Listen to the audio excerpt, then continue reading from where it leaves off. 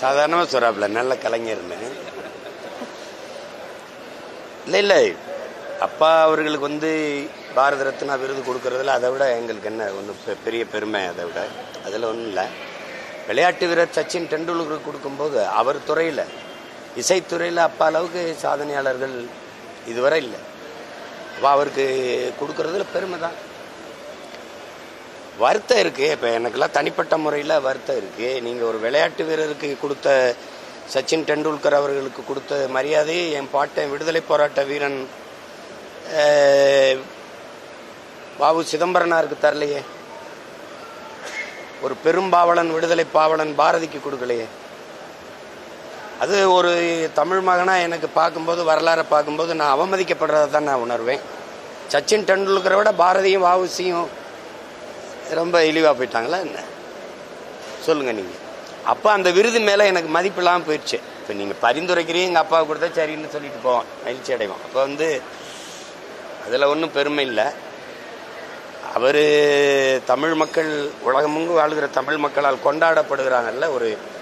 நாங்கள்லாம் அவரை ஒரு இசையமைப்பாளராக பார்க்குறது இல்லை, இசை இறைவனாக தான் பார்க்குறோம். ஒரு இசையமைப்பாளருங்கிறவர் இந்த குறிப்பிட்ட படத்துக்கு தான் இசையமைக்க முடியும், குறிப்பிட்ட இதுக்கு தான் இருக்கும். அவர் இசையை வந்து அருள்வார். அதனால தான் இசை இறைவன் சொல்கிறோம். உங்களுக்கு புரியுதுன்னு நினைக்கிறேன்.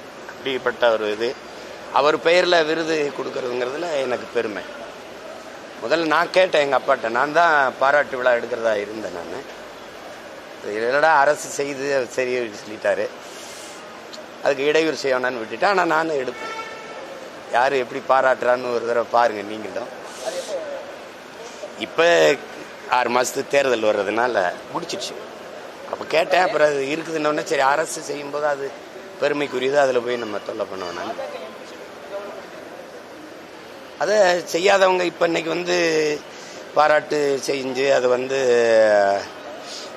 பாரத ரத்னா விருது கொடுக்கணும்னு சொல்கிறவங்க, அவர் பேரில் விருது கொடுக்குறோம்னு சொல்கிறவங்க அதை செஞ்சுருக்கணும். மதிப்புமிக்க திரைக்கலைஞர்களை நீங்கள் ஒரு நாட்டின் அடையாளமாவது கொண்டு போய் அங்கே நிறுத்திருக்கு. எங்கள் அப்பாவுக்கு நீங்கள் திராவிட கட்சிகள் கொடுத்துருக்கணும்ல. முற்போக்கு பேசணுங்க, தாழ்த்தப்பட்ட ஒடுக்கப்பட்ட மக்களுக்காக நிற்கிறோம்னு சமூக நீதியெல்லாம் பேசணும். நீங்கள் ஏன் கொடுக்கல? பதில் வச்சிருக்கீங்களா? அதனால் அவங்க கொடுக்கும்போது நம்ம எதிர்க்க முடியல, வழி இல்லாமல் ஏற்கிறோம். நீங்கள் ஏன் செஞ்சுருக்கணும்? நீங்கள் காங்கிரஸ் எங்கள் ஐயா நடிகர் திலகத்து செஞ்சிச்சு. நீங்கள் எங்கள் அப்பா பாரதி ராஜா போன்ற கலைஞர்கள், அப்பா இளையராஜா போன்ற பெரும் மதிப்புமிக்க திரைக்கலைஞர்களை நீங்கள் கௌரவிச்சிருக்கணும், பெருமைப்படுத்தியிருக்கணும். செய்யலை. வட இந்தியாவிலலாம் அவங்க ஹேமாலினி போன்றவர்களுக்கு, மற்ற அமிதாப் பச்சன் போன்றவங்களுக்கெல்லாம் செய்கிறாங்க. நீங்கள் அப்படி செய்யலையே. அப்போ பாரதிய ஜனதா செய்யுதுன்னா ஏன் செய்கிறாங்க நம்பி கேட்க முடியுமா? என்ன பசின்னு கேட்கும்போது திருடிட்டு வந்து ஒருத்தன் தட்டில் சோறு போட்டாலும் பசிக்கு சாப்பிட தான் சொல்லி திருடிட்டு வந்துட்டா அப்படின்னு நான் சொல்ல முடியாதுல்ல. அதனால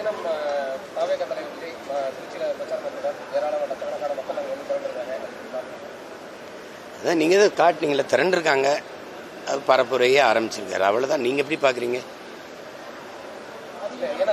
நான் கூட்டம் அது வரும், கூட்டம் வரதானே செய்யும். ஒரு நடிகர் வந்து இதுவரை திரையில் பார்த்த ஒரு கலைஞர் வந்து இப்படி வரும்போது பார்க்குறது கூடுவாங்க. நாங்கள்லாம் சின்ன பிள்ளையா இருக்கும்போது எம்ஜிஆர் வராரு, சிவாஜி வராருன்னு கூட்டிகிட்டு போய் நிறுத்தினதெல்லாம் இருக்குது. இதே மாதிரி மணிக்கணக்காக நின்றதெல்லாம் இருக்குது. கடைசியாக அவர் வரலை, அப்படியே போயிட்டார் பரமக்குடியோடன்னு இளையாங்குடியில் நாங்கள் நின்று ஏமாந்து திரும்பினதெல்லாம் இருக்குது. இது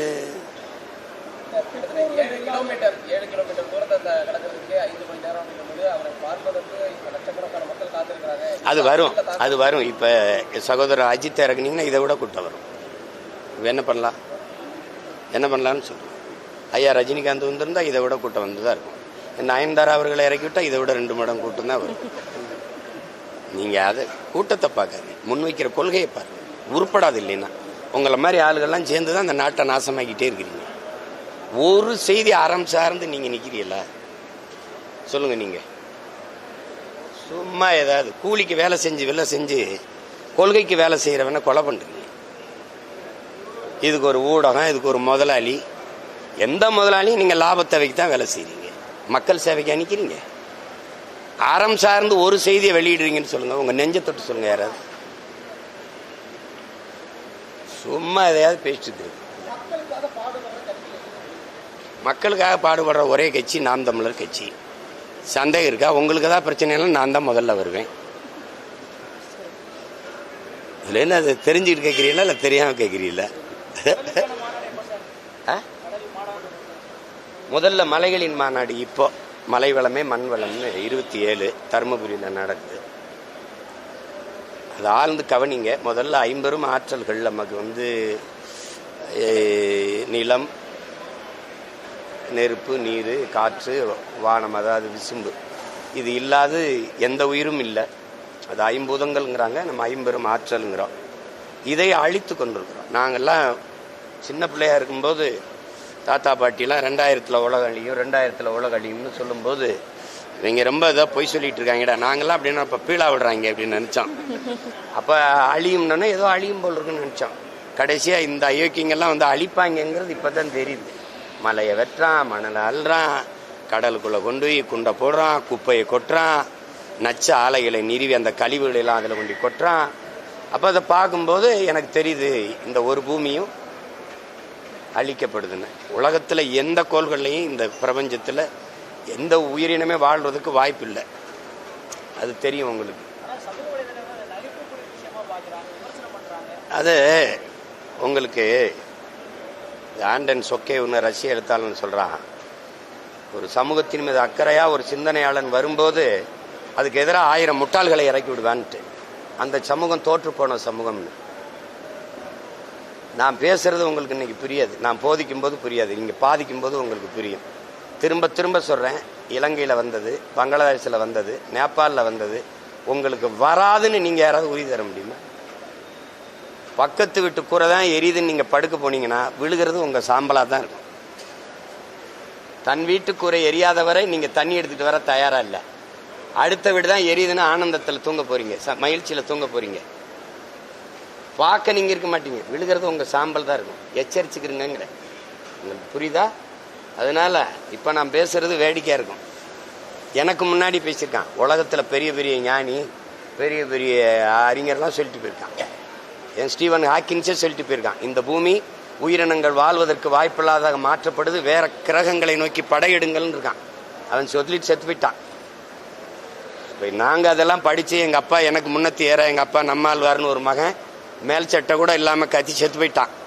இப்போ அவன் பிள்ளை எங்களுக்கு இந்த உங்களுக்கு புரியுது. நீங்கள் மலையை வெட்டி மணலாக்கி கல்லாக்கி பெரிய வீட்டை கட்டி வச்சுட்டு போகணும்னு நினைக்கிறீங்க உங்கள் பிள்ளைக்கு.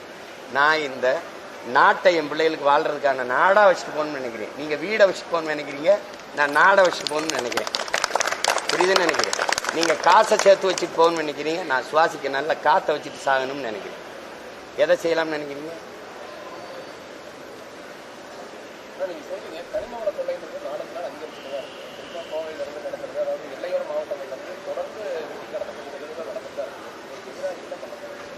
ஒரே வழி என்னை அதிகாரத்தில் அமர வைக்கிறது தான், வேற வழியே கிடையாது.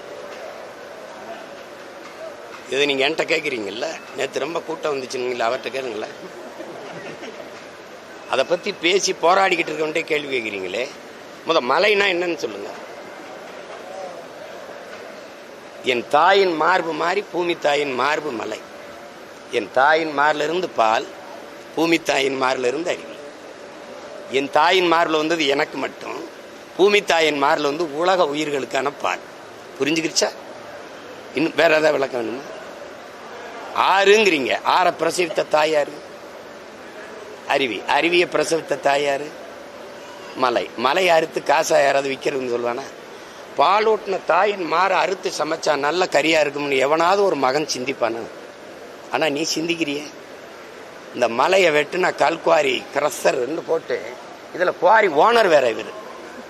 இவங்கெல்லாம் ஒரு நாள் என்கிட்ட சிக்கிக்கிட்டு படுவான் பாரு, அப்ப தெரியும் உங்களுக்கு.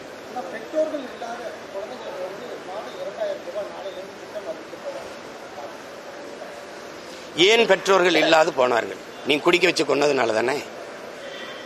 என்னை பாருங்க, கேள்வியை கேட்டு குனியாதிய. பெற்றோர்கள் ஏன் இல்லாது போனார்கள்? அதுக்கு பதில் இருக்கா? நீங்க தான் கேள்வி கேட்கணும்னு ஒன்றும் அரசியல் சாசனத்திலேயோ அதில் நானும் கேள்வி கேட்கலாம். ஏன் இல்லாத போனார்? நிறைய குளிங்க, அதை மட்டும் சாதாரணமாக சொல்றீங்களே ஏன்? பெற்றோர்களே இல்லாத போன குழந்தைக்கு 2000 குழந்தை கையிலே கொடுத்துருவீங்களா?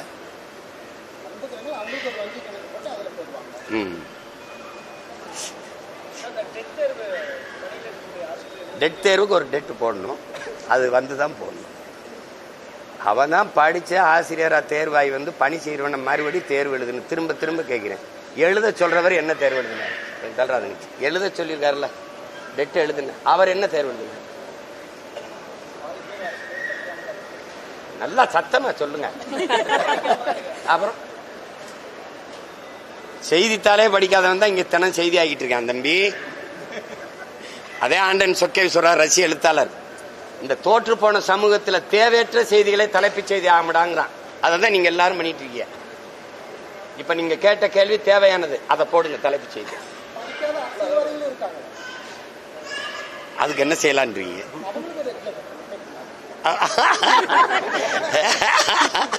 இந்த நாட்டில் யாரும் பிரதமர் முதல்வராக இருக்க மாட்டாங்க, தெரியும் தானே? எத்தனை காலம் ஏமாத்துறாங்க பாருங்க. இவங்க சாதி வாரி கணக்கெடுப்பு எடு, குடிவாரியா எண்ணி அவரவர்க்குரிய உரிய பகிர்வை கொடு, உரிமையை கொடுன்னு கேட்கிறோம். இதுக்கு மத்திய அரசு தான் எடுக்கணும்னு சாட்டி விடுது இந்த திராவிட மாடல் ஆட்சி. ஆனா இவங்க கூட்டணி வச்சிருக்கிற கட்சி ஆட்சி தான், இவங்களே வாக்கு கேட்டு நிறுவன ஆட்சி தான் சீதாராமையாவோட ஆட்சி, காங்கிரஸ் ஆட்சி கர்நாடகாவில். இந்த 24க்குள்ள எடுத்து முடிக்கணும்னு சொல்லுது. சாதி வாரி கணக்கெடுப்பு அவனால முடியும், உன்னால முடியாதா? அவன் இதே இந்திய கட்சி தான், அவனால முடியும், உங்களால முடியாதா? அங்க உங்க ஐயா ராமசாமி ஐயா பிறக்கவும் இல்லை, அவன் சமூக நீதினு பேசவும் இல்லை, சாதி வாரி முற்போக்கும் பேசவும் இல்லை, பகுத்தறிவு பேசவும் இல்லை. அவன் எடுக்கிறான். தெலுங்கானா எடுக்குது, பீகார் எடுக்குது, உங்களால எடுக்க முடியாது. எடுத்தா நீ எவ்வளவு காலம் எங்களை ஏமாத்தி தின்றுக்கான்னு தெரிஞ்சிடும். அதானே இங்க எவனும் கைதட்டி சொல்ல முடியாது. 42 விழுக்காடு இருக்கும், 58 விழுக்காடு இருக்கு. இங்க வாப்பா, அவன் தலைக்கு என்னவோ எண்ணி கொடுன்னு சொன்னா உனக்கு என்ன கஷ்டம்?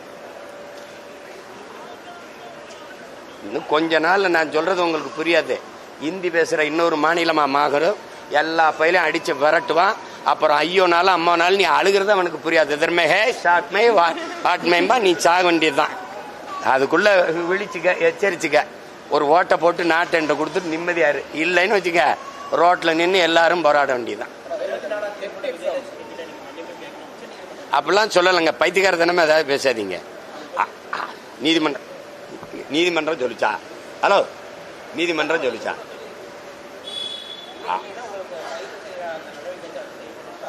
யார் சொல்லியிருக்கு? அந்த தீர்ப்பு காட்டுங்க. எதையா அறகுறையா கேட்டு பேசக்கூடாது, புரியுதா? எதையாவது சொல்லிக்கிட்டு இருக்க கூடாது. சரியா கவனிக்காம மன்னிப்பு யாரு கேட்கறது? எதையாவது இங்க பாருங்க, வேடிக்கை பார்த்துட்டு பேசக்கூடாது.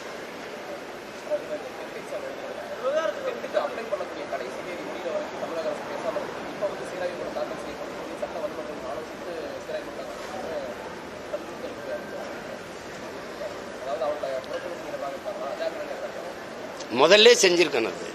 இதெல்லாம் ஒரு சுமை தானே. ஒவ்வொன்றும் ஒரு வரியை விதிக்கிறது, அப்புறம் அதுக்கு எதிர்ப்பு வந்தோன்னே அதை குறைக்கிறது, ஒரு டெட்டு எழுதுங்கிறது, எக்ஸிட் எழுதுங்கிறது, நீட்டே கொடுமை, அதுக்கப்புறம் எக்ஸிட் எழுதுங்கிறது.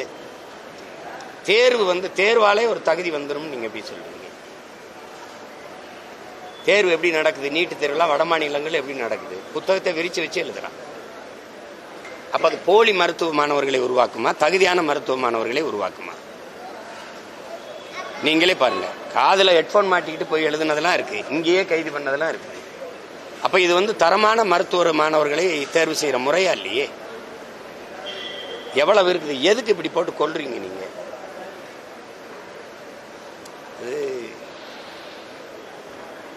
இந்த நாட்டில் பிறந்ததை தவிர இந்த நாட்டு குடிகள் எந்த பாவமும் செய்யல, எந்த பிள்ளையும் செய்யல. ஏன் இந்த கல்வி, இந்த வேலை வாய்ப்பெல்லாம் இந்த நாட்டில் மட்டும் இவ்வளவு பெரிய சுமையா இருக்கு? விரும்பிய கல்வியை கற்க முடியாது, கற்றதுக்கு வேலையை பெற முடியாது. இதெல்லாம் ரொம்ப கொடுமையா இருக்குது. இது சர்வாதிகார ஆட்சி முறைன்னு சொல்லிட முடியாது, இது கொடுங்கோன்மைன்னு தான் சொல்ல முடியும். சர்வாதிகாரம்ங்கிறது ஒரு நேர்மையாளன் சர்வாதிகாரியா தான் இருக்க முடியும். ஆனால் இது சர்வாதிகாரம் இல்லையே, இது கொடுங்கோன்மையா இருக்கு.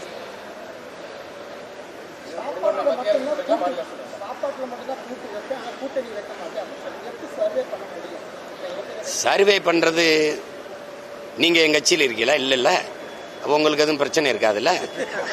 சர்வே பண்றதுன்னா நாங்க சர்வே பண்ணிட்டு தான் இருக்கோம். எங்களுக்கு அதுல ஒரு சிரமமும் இல்லை, எங்களுக்கு ஒரு சிரமமும் இல்லை. நீங்க ஒண்ணு நல்லா கவனிச்சுக்கிறீங்க. அடுத்தவன் தோள் மீது ஏறி நின்று நான் உயரமானவன் என்று காட்டுவதை விட தனித்து நின்று உண்மையான உயரத்தை காட்டுவது மேலானதுங்கிறான். இப்ப நான் என்ன செய்யலாம்? கூட்டணி வைத்து வென்று போனவர்கள் யாராவது ஒருத்தர் இதை சாதித்தார்கள் என்று சொல்லுங்க, நான் கூட்டணி வைக்கிறேன். இதுல யாரோடு கூட்டணி வைக்கலாம்னு சொல்லுங்க. ஒவ்வொரு தடவையும் திருப்பி திருப்பி பேசிட்டு இருக்காதீங்க.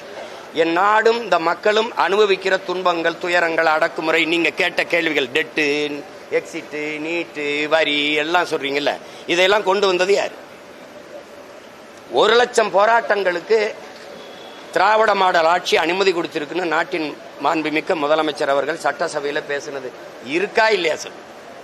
அப்படின்னா 1,00,000 பிரச்சனைகளை இந்த நாட்டு மக்களுக்கு நீங்க கொடுத்திருக்கீங்கிறது உண்மையா இல்லையா? இன்னைக்கு அணு உலை, இன்னைக்கு இந்த வரி விதிப்பு, மின்கட்டண உயர்வு, சொத்து வரி உயர்வு, இன்னைக்கு இருக்கிற இந்த இவ்வளவு துன்ப துயரங்கள் எல்லாம் தனியார் மயப்படுத்தப்பட்டு, எல்லாம் ஆசிரியர் தேர்வு எழுதிட்டு பணி நியமனத்துக்கு காத்திருக்கிறது, பகுதி நேர ஆசிரியர்கள் பணி நிரந்தர பணிக்காக போராடுவது, பழைய ஓய்வூதிய திட்டத்துக்கு போராடுவது, எத்தனை லட்சக்கணக்கான பிரச்சனை. அத்தனைக்கு மனு வாங்கின மகன் நான் இருக்கேன். கண்ணீரோடும் கவலையோடும் கைகளில் மனுக்களை நீட்டிய தாய்மார்கள், தந்தையர்களுடைய மனுக்களை வாங்கின மகன் நான் இருக்கேன். இத்தனை பிரச்சனைகளை நிலத்தது. மீத்தேன் எடுக்கிறது, ஹைட்ரோ கார்பன் எடுக்கிறது, காவிரி நதிநீர் உரிமை பறிபோனது, இந்தி திணிப்பு, மாநில கல்வி உரிமை, மாநில உரிமை, அதை தூக்கி மத்திய பொதுப்பட்டியல் கொண்டு போனது, கச்சத்தீவை பறிகொடுத்தது, மீனவர் படுகொலை சகித்துக் கொண்டது. இத்தனை துயரங்களின் தந்தது யார்? ஒன்னு காங்கிரஸ், ஒன்னு பாரதிய ஜனதா, ரெண்டுல ஒண்ணு தானே. விடுதலை பெற்ற 79 ஆண்டுகால ஆட்சியை அரை நூற்றாண்டு ஆண்ட கட்சி எது? கச்சத்தீவு பறிகொடுத்த கட்சி எது? காவிரி நதிநீர் உரிமையை பறிகொடுத்த கட்சி எது? கல்வியை போது அங்க மத்திய அரசு உரிமை தூக்கிட்டு போனது யாரு? மின் உற்பத்தி விநியோகத்தை எடுத்துட்டு போனது யாரு? மருத்துவ உரிமை தூக்கிட்டு போனது யாரு? மாநில உரிமை எல்லாம் பறிச்சது யார்? இந்த காங்கிரஸ். இன்னைக்கு அதை அவங்க பெத்து பேர் வச்சாங்க, நீட்டு, எக்ஸிட்டு, ஜிஎஸ்டி எல்லாத்துக்கும். அதுக்கு ஊட்டமா உணவு கொடுத்து வளர்க்கிறவர் பிஜேபி. இந்த ரெண்டு கட்சி இந்த எல்லா நச்சு திட்டங்களையும் இங்க எந்த எதிர்ப்பும் இல்லாம கைகட்டி வரவேற்றது யார்? இந்த திமுக, அதிமுக. நீங்க சொல்லுங்க, ஊழல் லஞ்சமா, உண்மை நேர்மையா? சொல்லுங்க. சாராய கடையை மூடுவேன் அப்படின்னு இந்த கட்சிகள் சொல்ல முடியுமா? சொல்லுங்க. பல லட்சக்கணக்கான 3100 வேலை வாய்ப்புக்கு 13 லட்சம் பேர் டிஎன்பிசியில தேர்வு எழுதுறான் தமிழ்நாடு தேர்வாணையத்தில். அப்ப எத்தனை லட்சம் பேர் வெளியில் நிக்கிறான்? யார் பொறுப்பு இருக்கிறது சொல்லுங்க? 60 ஆண்டுகால ஆட்சி செஞ்சுட்டு 1000 ரூபாய்க்கு எங்க ஆத்தாவை கை வைக்கிறது, கை நீட்டி நிக்க வச்சது. காலையில என் பிள்ளை இங்க பள்ளிக்கூடத்துக்கு வந்தான் சோர்திங்கன்னு பசியோட வச்சது யாரு? இந்த 4 கட்சிகளை தாண்டி நாட்டுக்கு தீமை வந்துருச்சா? இந்த கட்சிகளோட கூட்டணி வச்சு நினைத்து போக சொல்றீங்களா? சொல்லுங்க. நான் போறேன். சொல்லுங்க. எவனாவது ஒருத்தன் நின்னு உரிமையோட அந்த ஆட்சிகள் செய்யற தவறை தட்டி கேட்க துணிவு இருக்கா? இதே என் தம்பி காங்கிரசினுடைய தீமையை சுட்டி காட்டுறாரா? கொடநாடு கொலையை பத்தி பேசுறாரா? சொல்லுங்க. இன்னும் பேச மாட்டேங்கிறீங்க. அப்புறம் எதையாவது பேச முடியுதா பாருங்க. கூட்டணி வச்சு சாதிச்சவன் சொல்லுங்க. 10 எம்எல்ஏ போட்டேன், 2 எம்பி போனேன், 4 எம்பி போனேன். என்ன பண்ண? 40 உறுப்பினர் கொண்டு போய் ஒண்ணும் பண்ண முடியல. இந்த மாநில அரசு கொடுக்கிற நிதியை தரலைன்னு என்கிட்ட புலம்புற. அதுக்கு எதுக்கு அதிகாரம்? சொல்லுங்க. எதுக்கு அதிகாரம்? எங்களுக்கு காசு தர மாட்டேங்குது, நாங்க என்ன பண்ண? இதை சொல்றதுக்கு ஒரு அதிகாரம்? எதையாவது பேசிட்டு இருக்காதீங்க. கூட்டணி போகணும். என்னை எவனுமே கேட்கல கூட்டணி போகாதீங்க. உங்களுக்கு தெரியுமா, கட்சியில சேர விரும்புவர்கள் சொல்லி நாங்க துண்டு சீட்டு கொடுப்போம். அதுல எழுதி கொடுத்தோம், பின்னாடி திருப்பி பார்க்கணும்னு எழுதியிருக்கான். 800 பேர் சேர்ந்தா 550 பேர் எழுதியிருக்கான். எவனோடும் சேர்ந்துராதரான்னு. இதே வானூதில இறங்கும்போது என் தாய் தந்தையர் ஒத்த வயசுல கும்பிட்டு, ஐயா கடைசி வரைக்கும் இப்படி நின்று போராடிறியா, எவனோடும் சேர்ந்துராதராசான்றான். ஏங்க, பல ஆயிரம் கோடி பேரம் பேசி துணை முதல்வர் அது மத்திய அமைச்சர்னு பேசிய போலங்க. இவன் பிரபாகர மகங்கவன், உலக போர் செஞ்சவன் மகன், தலைவனோட வீரனுடைய மகன். 20 நாடுகளின் துணை கொண்டுதான் எல்டிடியை வீழ்த்தணும்னு கோத்தபாய ராஜபக்சே மகிந்த ராஜபக்சே சொன்னது இருக்கா இல்லையா? 20 நாடுகள் ஒரு இனத்தின் விடுதலைக்கு போராடிய ஒரு படையை எதிர்த்து போரிட்டு இருக்குன்னா அது உலக போரா இல்லையா? யாராவது அறிவார்ந்த பெருமக்கள் சொல்லு, உலக போரா இல்லையா? இனிமேல் உலக போர் வந்தா 4வது உலக போர், 3வது உலக போரை செய்த ஒப்பற்ற பெரும் வீரன் பிரபாகரனின் மகன் நான். என்னை போய் சமரசம் செய்ய இவன்ட்ட போய் நில்லு, சரியா சரியா? நான் கூட்டணி வைக்கல, தோத்து போயிட்டேன். நட்டம் ஏதாவது இருக்கா? நட்டம் ஏதாவது இருக்கா? இருக்கா? என்ன 2000 கோடியை முதலீடு செஞ்சேன் நான். மொத்தமா 3 லட்சம் தான் ஒரு தொகுதிக்கு செலவு பண்ணிருக்கேன். அதுலதான் 36,50,000 ஓட்டை வாங்கி அங்கீகரிக்கப்பட்ட கட்சியா வந்திருக்கேன். அதிகாரம் என்னை விட அதிகாரத்தில் இன்னைக்கு வலிமையா அதிகாரத்தோடு இருக்கிற ஒரு கட்சியை சொல்லு. நான் சொன்னா பரந்தூர்ல விமான நிலையம் கட்டி காட்டுன்றேன். நான் போராடி 8 வழிச்சாலை நிக்குது. நான் போராடி டங்ஸ்டன் தொழிற்சாலை அரிட்டாப்பட்டில நிக்குது. நான் போராடி பேனா வைக்கல நிக்குது. அதிகாரத்துக்கு நீ ஓட்டு போடு, வரும். கேள்வி கேட்டுக்கிட்டு இருந்தா வராது. அதிகாரத்துக்கு எப்ப வருவ? போட்டா வருவேன். அதை விட்டு எப்ப வருவேன்? அதிகாரத்துக்கு வந்து என்ன பண்ண? நான் வரணும்னு நினைச்சா வருவேன். இதுல ஒரு கேள்வி, நீ எப்ப அதிகாரத்துக்கு வந்தவன் என்ன பண்ண? அதிகாரத்துக்கு வந்தவன் தீமையை பண்றான். நான் நன்மையை செய்யணுங்கிறேன். நான் எடுத்து இந்த புள்ள வந்தா நாடு மக்களும் நல்லா இருக்கும்னு நினைச்சினா போடு, இல்லைன்னா மறுபடியும் நீ தெருவில் போடு, நீ அவனுக்கு போடு, அவ்வளவுதான். என்ன இருக்குது? போட்டு அப்புறம் போராடு, என்னைய கூப்பிடு, அதுக்கப்புறம் பேசுறேன். நீ வா, வீடு இடிக்கிறான், இங்க வா, இந்த பாரு உயர் மின்னழுத்த கோபுரம், இந்த பாரு கையில் எரிவா உள்ள பதிக்கிறான்.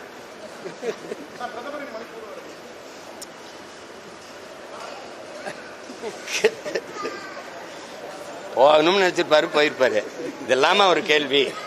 பத்தி எரியும் போது தெரியல அமைதியான மணிப்பூர் ஆக்கணும்ட்டு. இப்ப அங்க ஒரு பிரச்சனையும் இல்லை, அதனால உள்ள விட்டு வர. தம்பி, பத்தி எரியும் போது நீங்க போயிருக்கணும்ல. அருணாச்சல பிரதேசம்னு ஒண்ணு இருக்குல்ல, நடு மாநிலம் இருக்குல்ல, அங்க நின்று ஓட்டு கேட்டு வர சொல்லுங்க பாப்போம். ஏன்னா சீனாக்காரன் என்னதுங்கிற மாநிலமே. சிரிக்காதீங்க, உண்மையா இல்லையா? சரி, ஓரத்தில் நின்றுட்டு பேசிட்டு வர்றது. பாகிஸ்தானோட பட்டக்குன்னா போற அறிவிக்கிறீங்கல்ல. ஆபரேஷன் சிந்தூர், இந்தூர். நான் கூட சொன்னேன், ஆபரேஷன் சிந்தூர் அங்கே போட்டீங்க, ஒரு 26 பேர் செத்ததுக்கு 850 பேர் செத்துருக்கே. ஆபரேஷன் இந்த என்ன சொல்றது, இந்தூர் கூட ஒன்னு போட்டு விடுங்க இலங்கை மேல.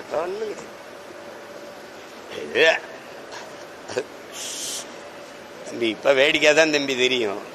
ஏன்னா எங்க முன்னோர்கள் பேசினத ஒண்ணு நீங்க கவனிச்சு பாருங்க. பாலை விற்பது போல தண்ணீரை விற்பார்கள்னு ஒருத்தர் பேசியிருக்காப்ல. இந்த விளைநிலங்களை எல்லாம் இந்த மக்கள் வீட்டு மனைகளாக்கி விற்பார்கள். புறாக்கள் கூடு கட்டி வாழ்வது போல ஒரு நாள் இந்த மக்கள் வீடு கட்டி வாழ்வார்னு ஒருத்தர் பேசியிருக்காப்ல. எங்க தாத்தா தெய்வ திருமகன் முத்துராமலிங்க தேவர் அன்னைக்கு பேசும்போது முன்னாடி இருந்தவன் என்ன நினைச்சிருப்பான்னு பாருங்க. இவர் என்ன பைத்தியம் போயிட்டார, என்ன தண்ணியை விற்பான்ற. இன்னைக்கு அவர் இல்ல, அவர் பேர பிள்ளைய நாங்க என்ன பாடுபடுறோம்னு தெரியுது. விளைநிலங்கள் எல்லாம் விளைநிலங்களா மாறிடுச்சு. இப்ப கடைசி என்ன பண்ணோம், ஏர்போர்ட் இருக்கும், பேருந்து நிலையம் இருக்கும், வேகமா போறதுக்கு எல்லாம் இருக்கும், சோத்துக்கு ஒன்னும் இருக்காது. இந்த ஏர்போர்ட் கட்டியாச்சு, விளைநிலத்தை இடிச்சு கட்டியாச்சு. மறுபடியும் எப்படியாவது பசிக்கு விவசாயம் பண்ணி சாப்பிடலாம்னு இந்த ஏர்போர்ட் அழிச்சிட்டு விளைநிலமா மாத்திருவீங்களா? எவன்டையும் பதில் இருக்காது. ஆனா சிரிக்க தெரியும், கேவலப்படுத்த தெரியும், கேள்வி பண்ணி வாய்ப்பில்லை. ராஜா தான்.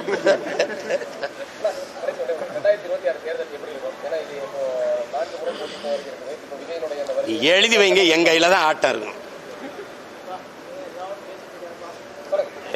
எப்படி பார்த்தாலும் எனக்கிட்ட தான் ஆட்டம் இருக்கும். இங்க எல்லாரும் எந்த தலைவனும் இதயத்தில் இருந்து மனசில் இருந்து மக்களின் வலியை மக்களின் பிரச்சனையை பேச மாட்டான். எல்லாம் ஒரு முழு தாளில் எழுதி வச்சுட்டு பார்த்து படிக்கிறவன், பார்த்து பரீட்சை எழுதுற மாணவன் நல்ல மாணவனா, படிச்சுட்டு வந்து தேர்வு எழுதுற மாணவன் நல்ல மாணவனா? 3 பேருமே பார்த்தானே படிக்கிறாங்க. நீ என்னப்பா, எங்க ஐயாவும் தான் வச்சிருக்காப்ல, பேசிட்டே வர்றாரு ஐயா எடப்பாடி பழனிசாமி. இதை பேசிட்டீங்க அப்படியா? அந்த தாள் பாக்குறியா இல்லையா? இவங்க பெரிய தாள், ஐயா ஸ்டாலின் அவர்கள் சின்ன தாள். மழை பெஞ்சா உங்களால பேச முடியுமா? ஏன்னா தாள் நனைஞ்சு போயிடும்.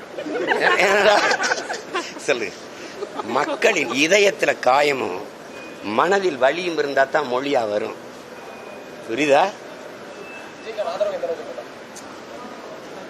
என்னைய பேசு. நீ இங்க வர அது எந்த அளவுக்கு இருக்குங்கிறது அவர்கிட்ட பேசு. அவரை ஒரு தடவை நிக்க வச்சு இத்தனை கேள்வி இவ்வளவு நேரம் 1/2 மணி நேரம் நிக்கிறேன்ல, சிரிக்காத. வரமாட்டேங்கிறாருன்ற நேர கோட்டைக்கு வரேன்னு மட்டும் சொல்றாருல, என்னவே கேள்வி சிக்கனா சீமான்னு வச்சு செய்வியா? சொல்லு வேற என்ன?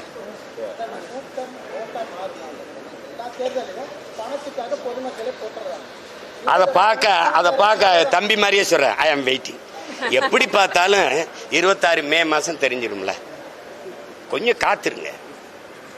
பொறுமை என்ற மரத்தின் வேர் எப்போதும் கசப்பா இருக்கும், கனி ரொம்ப தித்திப்பா இருக்கும்னு எங்க தலைவர் சொல்றாரு. மாசத்தும் சொல்றாரு, பொறுமையும் உதவிற போர் தாண்டாங்கிறாரு. கொஞ்சம் பொறுமையா இருங்க. பஞ்சபூதம்னு ஏன் சொல்றீங்க? 50 ஆற்றல்னு தமிழ்ல சொல்றேன்ல. அடுத்து மலை, அதுக்கப்புறம் கடலம்மா, அதுக்கப்புறம் தண்ணீர். வேற நன்றி, வணக்கம்.